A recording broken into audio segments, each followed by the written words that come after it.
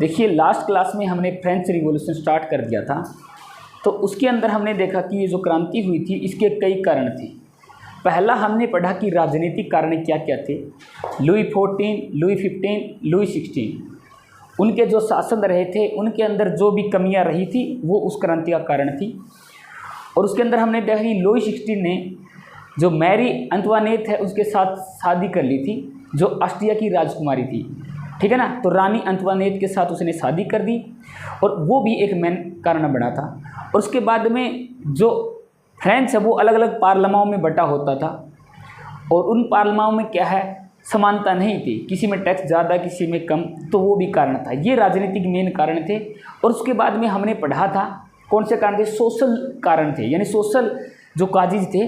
उसमें एक चीज़ देखी कि हमने इस पूरे समाज को 3 एस्टेट में बांट रखा था। फर्स्ट एस्टेट में क्लर्जी, सेकंड में आपके नोबल और थर्ड के अंदर मिडिल क्लास के लोग थे। तो उनमें कितना डिफरेंस था, पहली 2 एस्टेट को बहुत ज़्यादा अधिकार होते थे, वो टैक्स नहीं देते थे, और जो थर्ड एस्टेट है उनका कोई अधिकार नहीं होता था, टैक्स देना पड़ता था गरीब जनता को। तो 2 कारण हमने पढ़ लिए थे। नेक्स्ट इसको कंटिन्यू करते हैं, थर्ड रीजन हम देखते हैं। हाँ, एनी प्रॉब्लम? फैन, हाँ फैन की स्पीड कम कर दो एक। Role of the philosophers and writer. Philosopher यानी जो दार्शनिक होते हैं, राइटर होते हैं लेखक, यानी जो लेखक है उन्होंने अपने लेख लिखे, दार्शनिकों ने अपने तर्क दिए, उनका बड़ा योगदान रहा। इससे क्या हुआ, जो हजारों साल पुरानी ये व्यवस्था थी इसके ऊपर सीधा अटैक किया गया।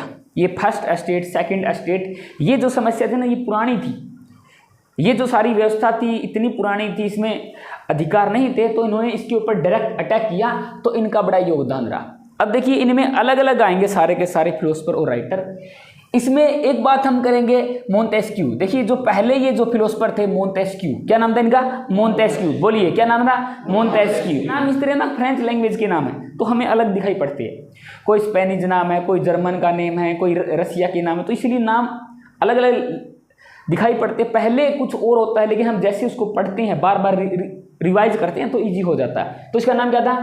मोंटेस्क्यू। क्या नाम था इसका? मोंटेस्क्यू। तो ये मोंटेस्क्यू है, ये फिलोसफर थे। इन्होंने क्या किया, जो समाज की ये व्यवस्था थी इसकी आलोचना की कि ये जो व्यवस्था बना रखी है आपने, ये 3 वर्ग बना रखे, ये गलत ढंग से बनाए गए, इसकी इसने खूब निंदा की। और इन्होंने एक बुक लिखी, उस बुक का नाम the spirit of the laws.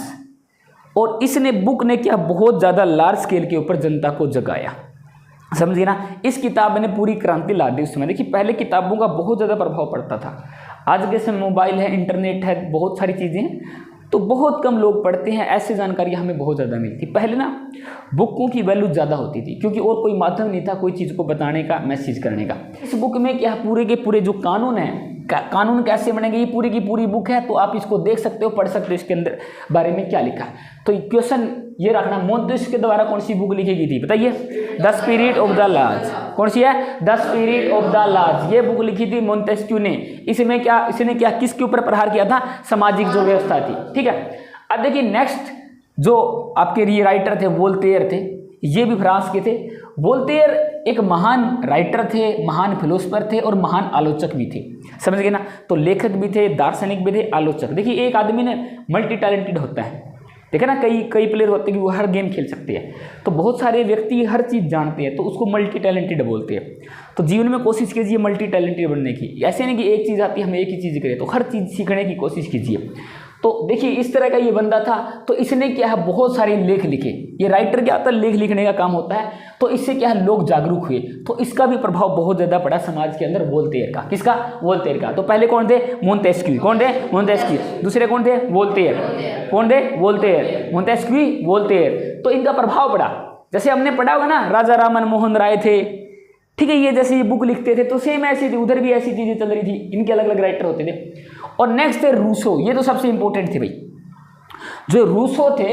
अब देखिए उस समय के सबसे महान विचारक थे ये, यानी फ्रांस के अंदर सबसे महान विचारकों में इसकी गणना होती थी। इनका नाम रूसो था। इसने क्या किया, देखिए इन्होंने क्या आदर्श समाज के निर्माण की बात कही थी कि एक समाज बनेगा आदर्श, आइडियल समाज बनेगा, उसके अंदर क्या किसी के साथ भेदभाव नहीं होगा, इस तरह का समाज बनेगा ताकि सारे लोग खुश रह सके। ये जो सिस्टम चल रहा है, पुरानी व्यवस्था चल रही, इसको हम तोड़ देंगे। तो आदर्श समाज की स्थापना का निर्माण का पहली बार किसने प्रस्ताव दिया था? रूसो ने। किसने दिया था? रूसो ने। अब देखिए रूसो ने अपनी एक बुक लिखी थी, इस बुक का नाम है द सोशल कॉन्ट्रैक्ट। क्या नाम है? अब देखिए रूसो के बारे में तो ध्यान सुनिए। जो नेपोलियन आगे जाके सम्राट बनेंगे फ्रांस की, हम पढ़ेंगे इस फ्रांस की क्रांति के बाद वो सम्राट बन जाएंगे। और एक फ्रांस की क्रांति में बड़ी अजीब घटना है कि फ्रांस की क्रांति ने एब्सोल्यूट मोनार्की को क्या किया, खत्म किया। समझ गए ना? 1789 में जो निरंकुश राजशाही थी उसको क्या कर दिया, खत्म कर दिया। फिर बाद में संविधान बना, चीज़ें बनती गई, अलग अलग डेकोरेशन आए, अलग अलग चीज़ें बनी। लेकिन एक टाइम आया फिर 1804 में जाके वापिस फिर से राजा बन गए, फिर से नेपोलियन एब्सोल्यूट मोनार्क बन गया। आगे घटना आएगी, फिर आगे जाके फिर फ्रांस के ऊपर फिर कब्जा कर लेगा नेपोलियन। जहाँ से शुरुआत हुई थी वहाँ फिर कहानी खत्म। ठीक है ना? तो चीज़ें कैसे चेंज हुई तो ये देखेंगे कि लुई 16 से खत्म हुई, फिर आगे जाके नेपोलियन बन गया, उससे भी खतरनाक आगे सम्राट बन गया था। ठीक है, उसने भी वही कोशिश की थी, लेकिन वो भी चीज़ें ज़्यादा नहीं चली। अब देखिए नेपोलियन ने क्या कहा था, फ्रांस में अगर रूसो ना होते तो क्रांति का होना असंभव था। यानी जो क्रांति हुई है किसके विचारों से हुई है? रूसो के विचारों से। किसके विचारों से? रूसो के। जैसे रूस के अंदर क्रांति हुई थी 1970 में, 1917 के अंदर, वो कार्ल मार्क्स की देन है। अलग अलग जो लेनिन है, कहने का मतलब ना अलग अलग जो फिलोसफर होते हैं उनसे सीखते हैं कि हमें कैसी चीज़ें करनी है। तो ये शब्द किसने कहे थे कि फ्रांस में अगर रूसो ना होते तो क्रांति असंभव थी? किसने कहा था? नेपोलियन ने। आगे आएंगे नेपोलियन कौन थे? फ्रांस के सम्राट बने थे आगे जाके। ठीक है, तो इनके बारे में थे। अब देखिए थर्ड तो हम समझ गए, इनका लेखकों का दार्शनिक का योगदान रहा। अब देखिए नेक्स्ट हम देखेंगे फ्रांस की जो इकोनॉमिक कंडीशन थी, यानी आर्थिक जो कारण थे वो कैसे रहे, आर्थिक कारण भी बने। देखिए इसमें आपको पता है कि देखिए आर्थिक का मतलब होता है ना इकोनॉमिक, पैसा का नुकसान हुआ देश को। जैसे देश का पैसे का नुकसान होता तो वो देश में समस्या आती है।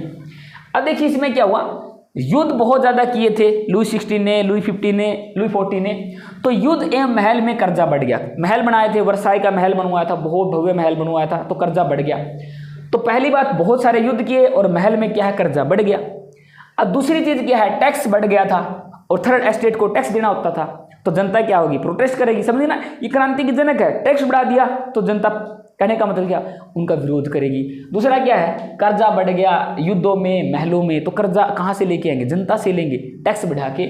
और अगली चीज़ है पाव रोटी की जो कीमत होती है ना वो बढ़ गई थी।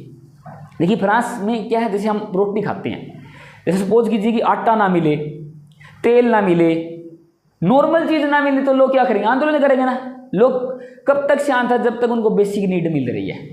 अगर पानी ना मिले, आटा ना मिले, बिजली ना मिले, ये चीज़ मिलनी बंद हो जाए तो क्या होगा, आंदोलन होगा, लोग मारेंगे और मरेंगे। तो ये तीन चीज मेन कारण थी। फिर आगे जाके क्या हुआ, तुर्गोत, नेकर और बेर्नी जैसे कई इकोनॉमिस्ट आए। आगे जाके क्या है, राजा ने, लुई 16 ने क्या है, अलग अलग समय के ऊपर ना अलग अलग इकोनॉमिस्ट को लगाया, अर्थशास्त्रियों को, उनका अपना फाइनेंस मिनिस्टर बनाया, ताकि राज्य में ये इतनी कंडीशन आ गई है। अरे कहने का मतलब क्या, हमारा पैसा कम हो गया, पैसा कैसे बढ़े राज्य का, देश डूब रहा है, पैसा कैसे बढ़े, उनसे राय ली इकोनॉमिस्ट से। ये अलग अलग इकोनॉमिस्ट आए थे। एक था तुर्गोत, नेकर और बर्नी। क्या नाम है, तुर्गोत, नेकर, बर्नी। क्या नाम था, तुर्गोत, नेकर, बर्नी। राजा को इन्होंने क्या बताया कि सरकारी जो खर्च है ना वो क्या है, कम कर दो, सरकारी खर्च को क्या कर दो, कम कर दो। पहली चीज तो ये उन्होंने सलाह दी। और दूसरा क्या, जो विशेषाधिकार दिए जाते थे, फर्स्ट एस्टेट, सेकंड एस्टेट, यानी जो नोबल है और जो सारे के सारे पादरी वर्ग के लोग थे, तो उनके क्या है, अधिकार को क्या कर दो, कम कर दो। क्योंकि सरकार खर्चा किसके ऊपर करती है, इनके ऊपर, मंत्रियों के ऊपर, पादरियों के ऊपर। तो ये कह रहा है कि ना सरकारी खर्च भी कम करो। दूसरा क्या, इनके विशेषाधिकार इनको भी क्या कर दो, कम कर दो। और तीसरी चीज क्या बताई कि जो तीनों एस्टेट है ना, थर्ड इसके अंदर लिख रखा है ना, तो तीनों एस्टेट पर समान रूप से क्या है, टैक्स के सुझाव दिए। ये बोल रहे थे, कोई बोला कि टैक्स इनसे भी ले लो, इनसे टैक्स नहीं लेते, इनसे टैक्स लोगे क्योंकि अमीर तो ये है, तुम कंगालों से तो टैक्स ले रहे हो, गरीब बेचारे, इनसे तुम ले नहीं रहे हो, पैसे तो इनके पास है। तो एक चीज समझना, तो ये तीनों चीज किसके ऊपर है, सरकारी खर्चा कम होगा तो इनको सहूलियत नहीं मिलेगी, विशेषाधिकार इन्हीं के जाएंगे।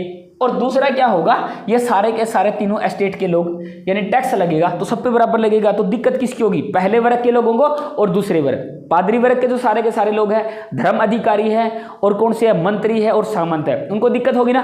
तो ये सारे के सारे क्या है, इन्होंने क्या है, ये सारे के सारे मंत्री, फर्स्ट एस्टेट, सेकंड एस्टेट के लोग, राजा के, उन्होंने क्या किया, इनको ये जो मंत्री है राजा के साइड में हो गए और रानी को बोला इन्होंने कि ये देखो ये ऐसा कर रहा है, हमारा अधिकार खत्म कर रहे हैं। तो रानी के बहकावे से राजा प्रेशर में आ गया, तो इनको क्या टाइम टू हटाते रहते थे। तो राजा ने आखिर में जाके अब क्या करे, देश डूबेगा, तो राजा को मीटिंग बुलानी पड़ेगी। क्या बुलानी पड़ेगी? मीटिंग, कि इसका फैसला कैसे निकालेंगे। अब ध्यान से देखिए, इंपॉर्टेंट है, मैं एक चीज़ बता रहा हूँ, ध्यान सुनिए। फ्रांस की क्रांति वैसे 9th क्लास में आती है, लेकिन बड़ा कॉम्प्लिकेटेड टॉपिक है, समझ में नहीं आता। जैसे अमेरिकन रिवॉल्यूशन थोड़ा सीधा है, ग्लोरियस रिवॉल्यूशन बिल्कुल ही सीधा है। ये इतना कॉम्प्लिकेटेड है, कितना ही पढ़ दो समझ में नहीं आता। अब ये चीज याद रखना, पूरा ये आ गया तो पूरी क्रांति समझ में आ गई। तो उन्होंने क्या किया, देखिए राजा समझ गए ना, परेशान था राजा, इन्होंने ये सुझाव दिए। राजा ने क्या है, मीटिंग बुलाई। देखिए जो एस्टेट थी ना, एस्टेट जनरल, यहाँ पे मीटिंग होती थी, इनकी एक सभा होती थी जहाँ पे मीटिंग होती थी। और ये जो सभा है ये सदियों पुरानी इनकी संस्था थी जहाँ पे ये मीटिंग करते थे तीनों एस्टेट के लोग। और ये क्या है, कई सालों से बंद पड़ी थी। राजा के अधिकार बहुत ज़्यादा निरंकुश हो चुके थे, तो इस चीज़ को इसने बंद कर रखा था। इस सिस्टम को क्या है, बंद कर रखा था। जरूरत पड़ी तो इसको खोलने का राजा ने ऑर्डर दिया। और राजा ने पता है क्या सोचा, इसको खोल लेंगे एक बार, बस संविधान के ऊपर थोड़ी चर्चा होगी, टैक्स में जो हमारी दिक्कत आ रही है उसमें क्या है, एक बार टैक्स के ऊपर बात करके कानून बना के बाकी चीज़ नॉर्मल हो जाएगी। लेकिन राजा को ये नहीं पता कि ये क्रांति का दरवाजा खोल रहे हैं। किसका खोल रहे हैं? क्रांति का दरवाजा। पुरानी चीज़ को खोल दिया जहाँ पे लोगों के अधिकार होते थे, उस चीज़ को बंद कर रखा था कई सालों से। अब इसमें दिखा रखा है कि जो लास्ट मीटिंग कब हुई थी, 1614 में हुई थी, लगभग 160-70 साल पहले। और अब कब हुई? 1789 में। कब हुई? 1789 में मीटिंग बुला ली। अब इस मीटिंग में क्या था, ये ध्यान से देखना। इस मीटिंग में क्या होता था, फर्स्ट जो एस्टेट है, सेकंड एस्टेट है और थर्ड एस्टेट है, इनके प्रतिनिधि आते थे। क्या आते थे? प्रतिनिधि, समझ गए ना, रिप्रेजेंटेटिव इनके आते थे तीनों एस्टेट के, और इनको बराबर की पावर होती थी। और कहने का मतलब क्या था कि इनकी जनसंख्या कम थी, इनकी जनसंख्या कम थी, इनकी जनसंख्या ज्यादा थी। ये 97%, ये 2%, ये 1%, लेकिन तीनों के एक एक वोट थे। कितने वोट थे? एक वोट फर्स्ट एस्टेट का, एक सेकंड का, एक थर्ड का। अगर कोई कानून बनाना होता था तो 3 में से जिसके 2 वोट आते हैं वही चीज होती थी, समझ गए ना। 3 में से 2 वोट आएंगे, वही कानून बनेगा, वही चीज चलेगी। तो अक्सर क्या होता था, जो फर्स्ट एस्टेट है और सेकंड एस्टेट है, इनके फैसले एक जैसे होते थे, परमानेंट। इनकी एक जैसी सोच होती थी और कोई कानून बनाते थे, कोई काम करते थे, दोनों मिलके करते थे और इनको हरा देते थे। ये पुराना सिस्टम था, समझ गए ना। क्या सिस्टम था? ये कहाँ बैठते थे? एस्टेट जनरल में। कहाँ बैठते थे? एस्टेट जनरल में। एस्टेट जनरल में तीनों बैठ गए, तीनों के प्रतिनिधि आते थे, सारी जनता नहीं आती थी, तीनों के प्रतिनिधि आते थे, बैठते थे। लेकिन वोट कितना होता था? एक एक। कितना होता था? एक एक। कोई कानून बनेगा, कोई बात होगी, जीतेगा कौन? जिसके 2 आगे। किसके आगे? 2 आगे।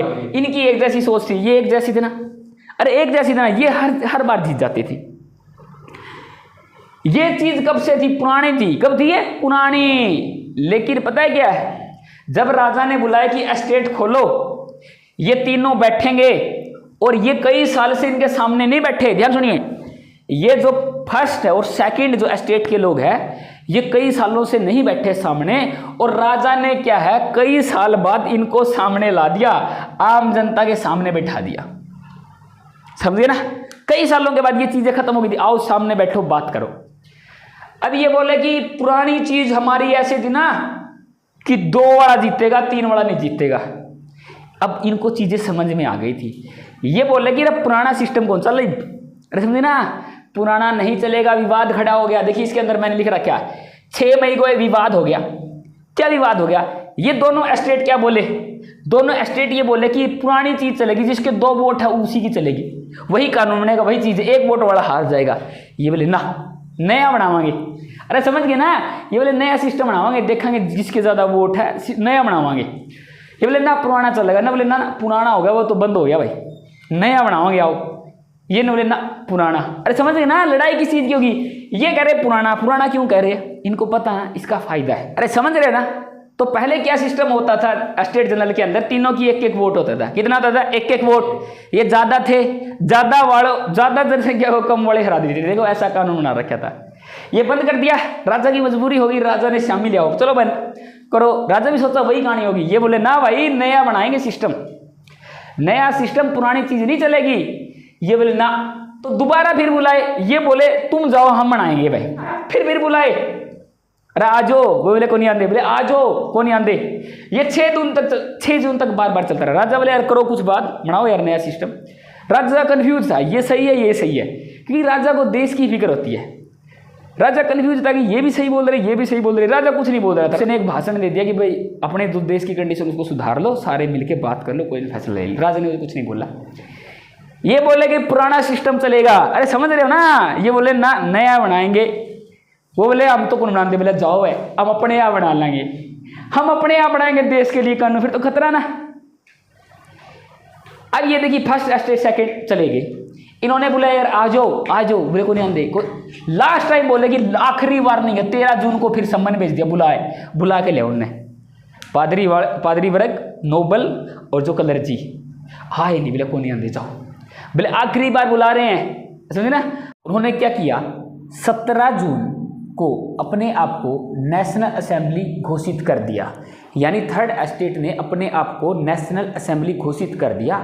और उसके बाद क्या हुआ, इसी वजह से क्या हुआ, ये पहला क्रांतिकारी कदम था। यानी इस क्रांति का पहला ये कदम आप बोल सकते हो। उसके बाद क्या किया, फ्रांस की सरकार, ये आगे जाके फ्रांस की सरकार बनी। यानी ये थर्ड जो एस्टेट है यही आगे जाके क्या फ्रांस की सरकार बनी। और उसके बाद क्या हुआ, इन्होंने डिक्लेयर कर दिया कि 20 जून को हम शपथ ले लेंगे, यानी हम क्या करेंगे, ओथ लेंगे। उसके बाद देखिए क्या हुआ, जो फर्स्ट एस्टेट, सेकंड एस्टेट, राजा और रानी, ये सारे के सारे लोग बड़े चिंतित थे। तो देखिए फर्स्ट एस्टेट और सेकंड एस्टेट के कहने से रानी ने क्या, राजा के ऊपर प्रेशर किया, राजा दबाव में आ गया। तो राजा ने क्या किया, जो ये भवन था यानी जो सभा भवन था, इसमें क्या कर दिया, लोक लगवा दिया कि जो ये लोग शपथ लेने वाले थे, यानी उसके अंदर असेंबली कर रहे थे, उसके अंदर कॉन्स्टिट्यूशन बनाने की बात कर रहे थे। तो उन्होंने क्या किया, जैसे वो गए तो अगले दिन क्या है, गेट के ऊपर लोक मिला। तो उन्होंने क्या किया, उसी एवज में क्या है, उसी के साइड में क्या है, एक टेनिस खेलने की जगह थी। यानी उसी जो सभा भवन था, एस्टेट जो जनरल थी, उसके जस्ट साइड में सभा भवन था। तो उसके साइड में एक टेनिस खेलने की जगह थी। तो उन सभी लोगों ने वहाँ जाके क्या है, शपथ ले ली। और उसके अंदर क्या है, शपथ ली और संविधान बनाने की उन्होंने क्या है, काम शुरू कर दिया। तो जो संविधान का काम था उन्होंने क्या है, वो स्टार्ट कर दिया। और इस घटना को इतिहास के अंदर द टेनिस कोर्ट ओथ के नाम से जाना जाता है। फिर सुनिए, द टेनिस कोर्ट ओथ के नाम से इसी घटना को जाना जाता है, क्योंकि संविधान जो सभा थी उसके अंदर तो राजा ने लोक लगवा दिया और इन्होंने आके यहाँ पे काम शुरू कर दिया। तो इन्होंने यहाँ पे आगे जाके संविधान का काम शुरू किया और यहाँ पे ये क्रांति की शुरुआत बोल सकते हो। यानी 1789 की रिवॉल्यूशन है उसकी ये शुरुआत थी। और उसके बाद में क्या किया, संविधान का काम इन्होंने शुरू किया और इन्होंने आगे जाके जो नेशनल असेंबली है उसका नाम चेंज करके कॉन्स्टिट्यूएंट असेंबली कर दिया। तो इन्होंने अपनी सभा है उसका नाम भी क्या कर दिया, चेंज कर दिया। अब राजा ने क्या है, विवश होकर विदेश से सैनिक मंगवाए भाड़े पर, किराए पे। बताऊंगा अभी। राजा ने विदेशों से फौजी मंगवाए किराए पे युद्ध करने के लिए और उनको पेरिस शहर में रख दिया, क्योंकि और वर्साई के महल में लगा दिया। तो फौज आ गई विदेश से। अब क्वेश्चन उठता है कि विदेश से फौजी क्यों मंगवाए, देश के फौजी कहाँ गए, देश के फौजी कहाँ चले गए, फ्रांस के फौजी कहाँ गए राजा के। इसका कारण पता है क्या हुआ, जो देश के फौजी है किस में जा मिले, थर्ड एस्टेट में। किस में जा मिले, थर्ड एस्टेट में। क्योंकि किसान है, गरीब है, सारे के सारे जो भी लॉयर है, टीचर है, फौजी सारे एक साइड में हो गए, ये खड़े खड़े दिखते रह गए। समझ गए ना, देश के फौजी किस में मिल गए, थर्ड एस्टेट में। वो बोले ना भाई ये सही काम कर रहे हैं, तुमने बड़े मजे लिए हैं, समझे ना। फौजी भी में जा मिले तो इसने क्या है, भाड़े से मंगवा लिए।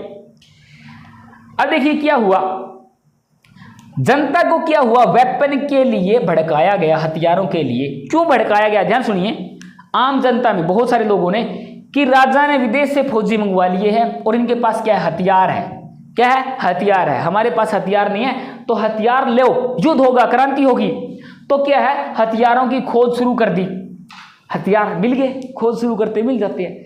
तो जनता भी हथियार लेके घूमने लगी। जनता ने हथियार ले लिए, उनके पास हथियार है तो हम भी लेके आएंगे। विदेश की फौज आ गई और क्या है, ये भी सारे के सारे हथियार लेके आए। आगे जाके क्या हुआ, 14 जुलाई 1789 के दिन जो जनता है वो सड़कों पर हथियार के साथ घूमने लगी, बोली आज वो दिखाएंगे, ठीक है। वो भी उठा ले सारे के सारे बंदूक हथियार, क्योंकि जनता ज़्यादा थी और फौज भी आई थी, तो आमने सामने आ गए। तो बाद में क्या हुआ, जो प्राचीन किला था, अब देखिए नया तो किला वर्साई का महल था, प्राचीन किला था बास्तिल का किला, उस पर जाके जनता ने क्या कर दिया, अटैक। क्या कर दिया, अटैक। उसमें कुछ नहीं था, एक थोड़ी सी जेल थी, यानी जो प्रशासनिक सिस्टम कहाँ चला गया था, वर्साई में। कहाँ चला गया था, वर्साई में। इन्होंने इसको क्यों तोड़ा, इसको क्यों अटैक किया, इसका पता क्या, ज़्यादा राजनीतिक महत्व नहीं था। इसका कारण ये था, ये राजा के अत्याचार का प्रतीक था। ये जो बास्तिल का किला है राजा के अत्याचार का प्रतीक था, बास्तिल का किला। उनको क्या कर दिया जनता ने, अटैक कर दिया। ना कोई फौज आई, सारे के सारे दिखते रहे, अटैक कर दिया। किसकी शुरुआत हो गई, क्रांति की। किसकी शुरुआत हो गई, क्रांति की। तो इधर देखिए, ये तो कदम था, ये जो तो कदम था, जब नेशनल असेंबली बनाई, ये तो कदम रखा था, कदम रखा था। ये क्या कर दी, शुरुआत। क्या कर दी, शुरुआत। और जैसे ही शुरुआत हुई तो उस दिन 14 जून को, 14 जुलाई के दिन राष्ट्रीय अवकाश, यानी सबकी छुट्टी कर दी। छुट्टी आज सारे की, जैसे होते ना अपने देश में, सबकी छुट्टी है, नेशनल हॉलीडे, पूरे देश के अंदर छुट्टी कर दी गई। और बाद में जाके क्या किया, इसी दिन को इन्होंने स्वतंत्रता दिवस मनाया कि हम आज़ाद हो गए, हम जो ये गुलामी की जंजीर इससे क्या है, आज़ाद हो गए। इसीलिए मैंने पहले भी बताया था, तो फ्रांस अपना इंडिपेंडेंट डे कब मनाता है, 14 जुलाई। अभी आएगा 2-4 दिन में। अभी अमेरिका का तो गया है, अभी किसका आएगा, फ्रांस का। तो आज़ादी का दिन कब मनाते हैं, 14 जुलाई को। अरे फिर बता रहा हूँ ना, रुको। फिर क्या किया इन्होंने, जो ब्रूपो राजवंश के जो राजा थे, यही लुई 14, लुई 15, कौन से राजवंश के थे, ब्रूपो। तो इनका जो फ्लैग होता था व्हाइट कलर का, क्या होता था, व्हाइट कलर का। ऐसे जो फ्लैग होता था व्हाइट कलर का होता था, इन्होंने क्या किया, इसको तिरंगे में बदल दिया। क्या कर दिया, तिरंगे में। एक कलर इस साइड में दे दिया, एक कलर इस साइड में दे दिया, इसको तिरंगा बना दिया। यानी इन्होंने तिरंगा भी चेंज कर दिया। कहने का मतलब इनका फ्लैग भी चेंज कर दिया। तो ऐसे काम करके इन्होंने क्या कर दिया, पूरा सिस्टम कर दिया और क्रांति की शुरुआत हो गई। कहने का मतलब इस दिन से क्या है, फ्रांस के लोग कैसे मनाते हैं, स्वतंत्रता दिवस। तो ये थी पूरी की पूरी कहानी। किसी को दिक्कत है तो बताइए।